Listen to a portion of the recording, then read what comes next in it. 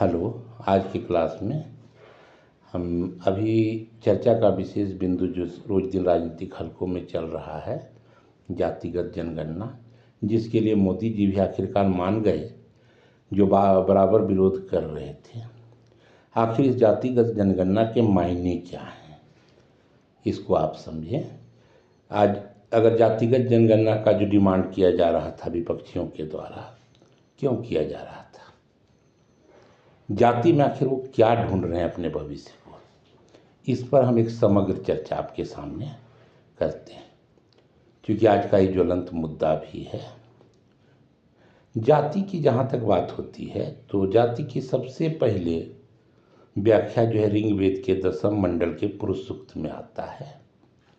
हाँ, लेकिन वहाँ पर 4 वर्णों का जिक्र मिलता है, जिसमें ब्राह्मण, क्षत्रिय, वैश्य और शूद्र का विवरण आता है। हालांकि उस समय जाति का आधार जन्म नहीं बल्कि काम से आधारित होता था।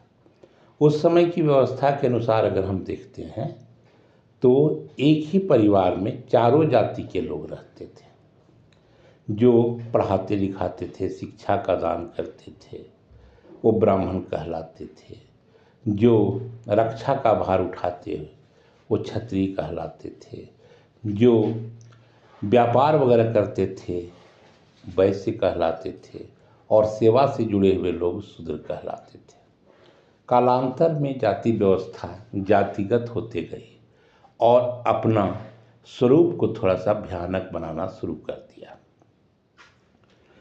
अनुलोम और प्रतिलोम विवाह के कारण भी जाति की व्यवस्था और जटिल से जटिलतम होने लगी थी। अनुलोम विवाह के अंतर्गत जब ऊंचे कुल मतलब हुआ ब्राह्मण का, क्षत्रिय का, वैश्य का, शूद्र का सेंस में अगर कहा जाए, तो यदि ब्राह्मण कुल का लड़का अपने से नीचे कुल के लड़कियों से ब्याह करता था तो वह अनुलोम प्रथा कहलाता था। इसके अंतर्गत हुए विवाह को समाज में मान्यता तो बहुत ही कम थी, लेकिन उससे उत्पन्न संतान को समाज में प्रतिष्ठा मिलती थी। जबकि इसके विपरीत प्रतिलोम विवाह से उत्पन्न संतान को अंत्यज कहा जाता था। उन्हें समाज में न के बराबर प्रतिष्ठा थी। उनको शूद्रों से भी नीचे के स्थिति में रखे जाते थे।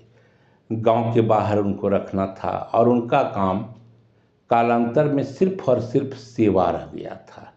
गांव की सफाई से लेकर वे वैसे कामों में प्रवृत्त होते थे जिसको समाज में नीचे दृष्टि से देखा जाता था।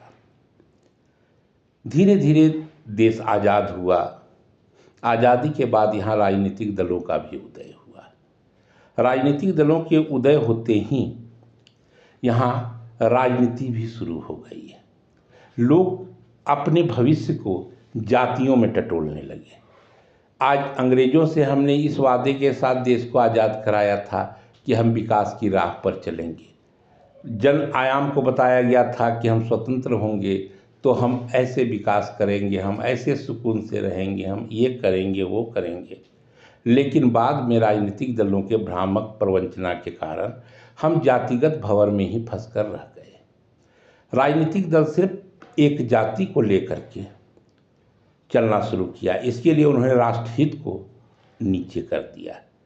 सिर्फ और सिर्फ अपने भविष्य और अपने लूट को सुरक्षित करने के लिए वो जातियों में ही अपने आप को संकेंद्रित करने लगे।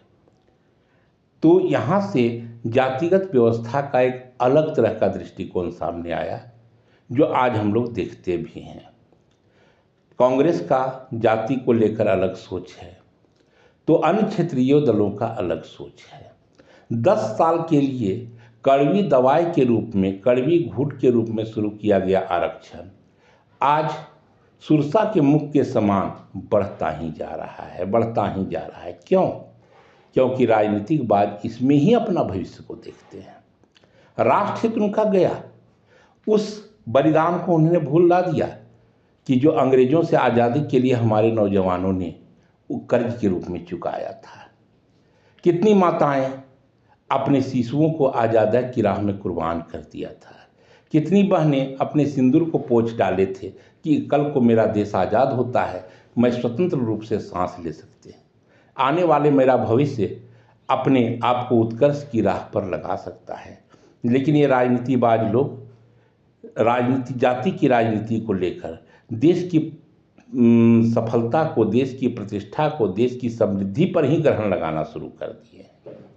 खैर जो भी हो, हमारा यहाँ मुद्दा है कि जातिगत जनगणना, जिसको अभी मोदी सरकार ने भी स्वीकार किया कि 2027 से होने वाली जनगणना जातिगत आधार पर होगी। आखिर इसका आयाम क्या है, इस पर हम विशेष रूप से चर्चा कक्षा के दूसरे भाग में करेंगे। धन्यवाद।